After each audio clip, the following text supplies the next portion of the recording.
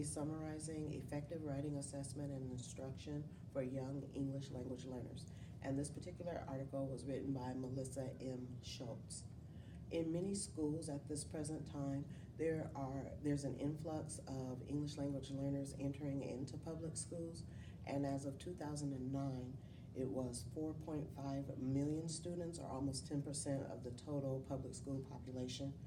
And I went on to research, and the most recent data that I could collect was from 2015, and that has gone up to, I believe it was 5.4 million students are now entering public schools as English language learners. So it has increased significantly from 2009.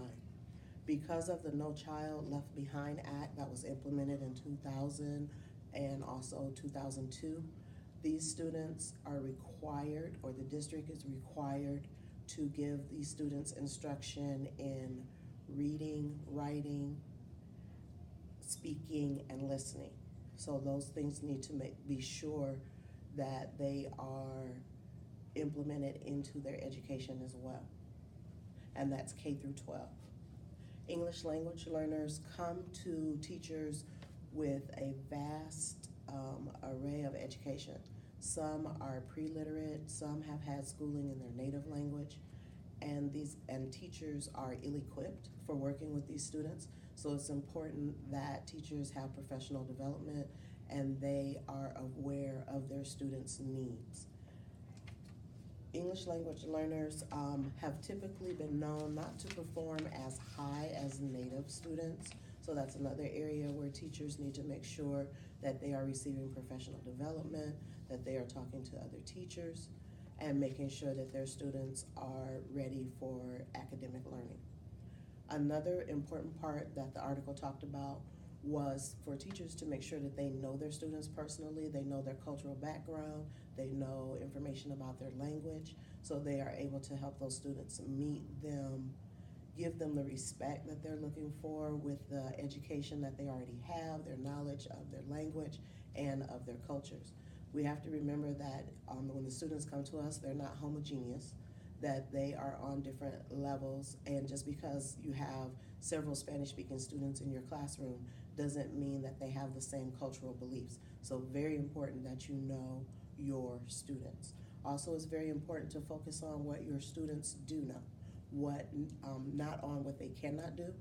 So that's the first thing that you need to look at. What are my students able to do? What can they do? Meet them where they are and push them to increase their learning. Also, when we are assessing writing and the strategies, the activities that they need to do according to Hurley and Blake from 2000, assessment activities should help teachers make instructional decisions. Each assessment activity should have a specific objective linked to the purpose. Make sure that it is meaningful. Assessment activities should grow out of authentic learning objectives.